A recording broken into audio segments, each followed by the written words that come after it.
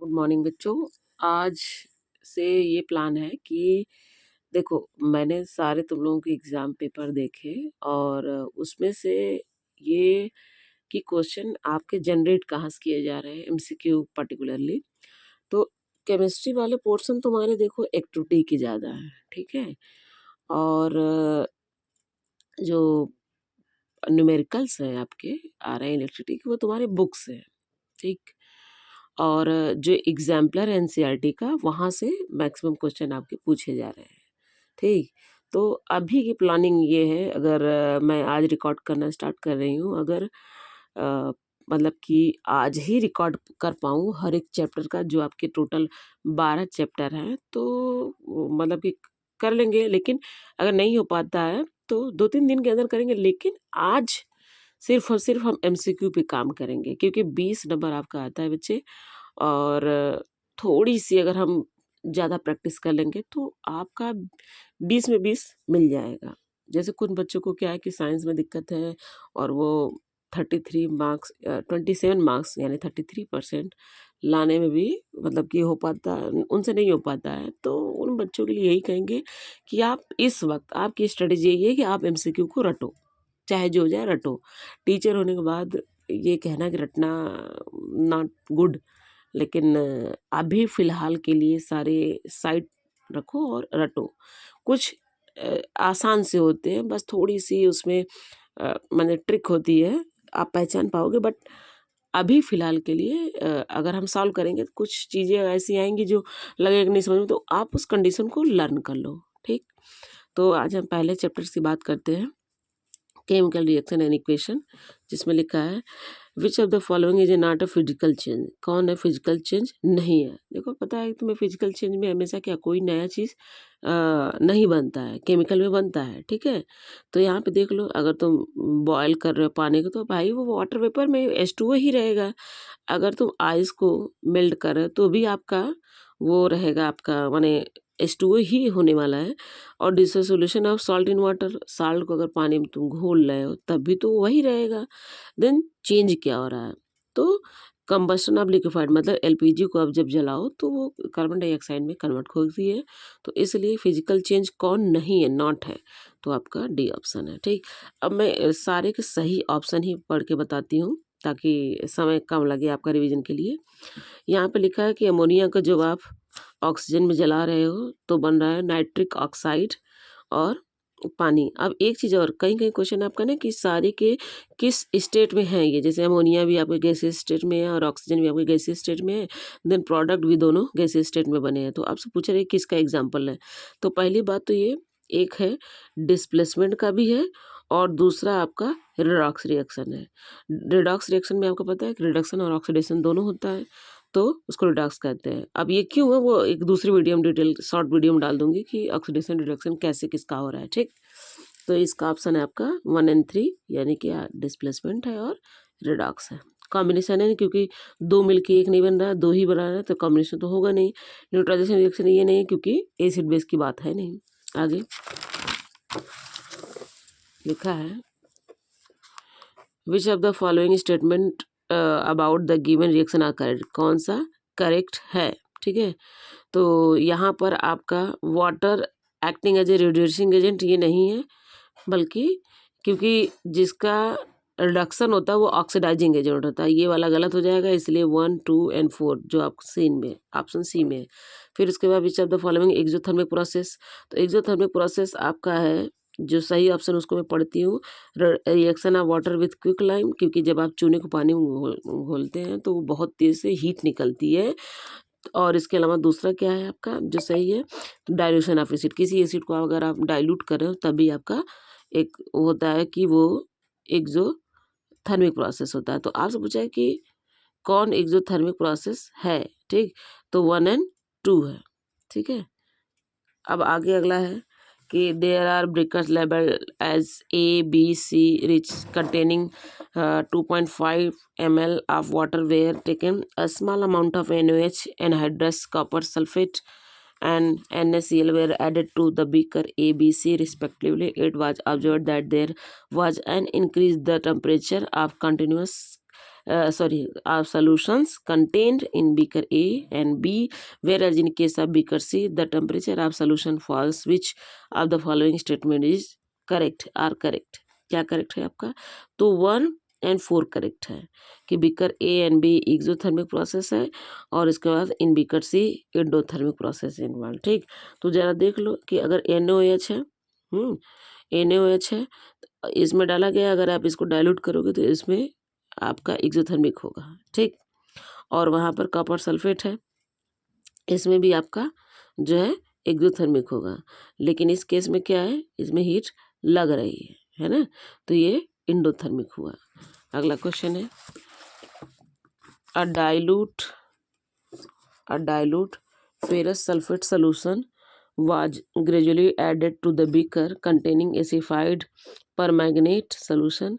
The light purple color of solution fills and finally disappear. Which of the following is the correct explanation of observation? तो इसका सही option है कि KMnO4 is an oxidizing agent. इस oxidizes FeSO4। ठीक, अगला है इसका रिएक्शन। इसका रिएक्शन ही लर्न कर डालो कि जब आप KMnO4 को ऐड कर रहे हो H2SO4 के साथ, तो और इसके साथ फेरस सल्फेट डाल रहे हो, तो ये बन रहा है पोटेशियम सल्फेट, फेरिक सल्फेट और मैग्नीशियम सल्फेट एंड वाटर। ठीक, थोड़ा सा बड़ा रिएक्शन है, थोड़ा सा तुम्हें याद करना होगा। ठीक है, अगला है आपका, which among the following is या आर डबल डिस्प्लेसमेंट? कौन सा डबल डिस्प्लेसमेंट है आपका? तो सिर्फ एक ही है, दो जगह डिस्प्लेसमेंट सिर्फ इसी में देखा है कि सोडियम सल्फेट का जब आप बेरियम क्लोराइड से रिएक्शन करा रहे हो तो बेरियम सल्फेट का वाइट PPT बनता है और NaCl बन जाता है। तो यहाँ पे एक क्वेश्चन है और आपसे पूछता है, दूसरे क्वेश्चन में हो सकता है कि बेरियम सल्फेट का PPT कैसा होता है, वाइट होता है, येलो होता है, क्या होता है? तो वाइट होता है। अगला, which of the following statement is are true? Expose of silver chloride to sunlight for a long duration turns grey due to the. देखो कल नहीं, मतलब 27 तारीख को बच्चों का PT3 लिया गया था, मतलब प्री बोर्ड 3rd लिया गया था, उसमें ये क्वेश्चन था। तो ये क्या है आपका? ये ऑप्शन ए क्या है? The formation of silver by decomposition of silver chloride. अब यहाँ पर तुम्हें ये पता करना है क्या कि सिल्वर क्लोराइड वाइट कलर का होता है। ठीक, जब इसको आप एक्सपोज करते हो सनलाइट में तो ये ग्रे कलर का हो जाता है, ये चीज़ ध्यान रहे। ठीक, और कैसा है, क्योंकि एक है 2 भागों में टूट रहा है, तो क्या है कि solid calcium oxide react with vigorously with water form calcium hydroxide accompanied by liberation of heat. This process is called slaking of lime. Calcium hydroxide dissolve in water to form its solution called lime water. Which among the following is are true about slaking of lime and solution formed? तो इसका सही option है second and third. तो क्या है, it is exothermic. बिल्कुल, जब आप ये वाला रिएक्शन करोगे कि CaO, ये रहा CaO को आप अगर वाटर में डिजोल्व करते तो CaO और हीट निकलता है। तीसरा इसके क्या सही कि the pH of resulting solution will more than 7। बिल्कुल, ये आपका बेस बन रहा है, बेस का आपका pH कितना होता है? More than 7। ठीक है, अगला है, barium chloride on reacting with ammonium sulphate form barium sulphate and ammonium chloride. Which of the following correctly represent the type of reaction involve? ठीक, तो आपका डी ऑप्शन है सेकेंड एंड फोर्थ। तो पहला क्या है, प्रेसिपिटेशन रिएक्शन है। देखो, बेरियम क्लोराइड को आप अमोनियम सल्फेट से रिएक्ट करा है तो ये बेरियम सल्फेट का वाइट PPT बन रहा है और अमोनियम क्लोराइड बन रहा है। ठीक, PPT यानी प्रेसिपिटेट, यानी ये टेस्ट ट्यूब के नीचे बैठ जाएगा।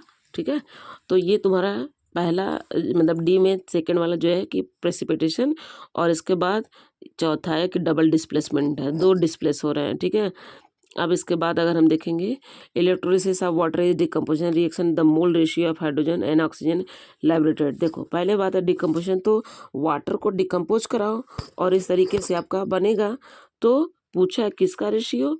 Mole ratio of hydrogen and oxygen gases. ठीक है, तो हाइड्रोजन एंड ऑक्सीजन गैसेस, तो देखो हाइड्रोजन 2 है, ऑक्सीजन ये, तो इसलिए आपका ऑप्शन 2:1 हो जाएगा। ठीक है, अब अगला क्वेश्चन। ठीक, यहाँ पर कि which of the following are an endothermic process? कौन है इसमें एंडोथर्मिक प्रोसेस है? ठीक, तो यहाँ पर देखेंगे आप कि एंडोथर्मिक में जहाँ हीट लग रही है। ठीक है, तो डायल्यूशन ऑफ सल्फ्यूरिक एसिड ये गलत है, ये एक्सोथर्मिक है। ठीक, इसके बाद जो है आपका सब्लिमेशन ऑफ ड्राई आइस, बिल्कुल जब आप इसको धूप में रखेंगे तभी ये वो होती है, सब्लिमेट होती है, वहाँ पे एनर्जी लगती है, आप हीट लगाते हो तब वो ड्राई आइस क्या है, कार्बन डाइऑक्साइड। और उसके बाद जो है चौथा, इवेपोरेशन ऑफ वाटर, क्योंकि हीट जब लगेगी तभी वो इवेपोरेट होगा, तो आपका सेकेंड एंड फोर्थ। अगला है double displacement reaction between aqueous potassium iodide and aqueous lead nitrate, a yellow precipitate of lead iodide is formed while performing the activity. If lead nitrate is not available, which of the following can be used in place of lead nitrate? आपसे ये बोला जा रहा है कि अगर lead nitrate available नहीं तो उसकी जगह क्या रख सकते हैं। पहले lead nitrate रिएक्शन देख लो कि lead nitrate को जब आप पोटेशियम आयोडाइड एक्वस से कराते हो तो ये बनता है पोटेशियम आयोडाइड का सॉलिड स्टेट और पोटेशियम नाइट्रेट का एक्वस सोल्यूशन। तो कह रहे कौन लेड नाइट्रेट की जगह हो सकता है, तो आपका लेड एसिटेट हो सकता है, ठीक है, जिसमें कराया जा रहा है।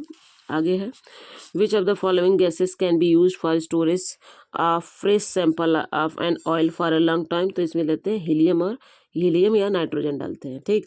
इसके अलावा जो आप चिप्स बहुत अच्छे से खाते हो और खूब फूला रहता है, जिसमें सो कॉल्ड कि चिप्स बेच रहे हैं कि हवा बेच रहे हैं, इन रियलिटी ये बड़ी बड़ी कंपनियां वाकई में बहुत ज़्यादा वो प्रॉफिट कमाती हैं, इसीलिए ये सारी चीज़ें चलो अच्छा टॉपिक से नहीं भटकते, बस इतना जान लो कि उसमें कौन सी गैस भरी रहती है, नाइट्रोजन, ठीक।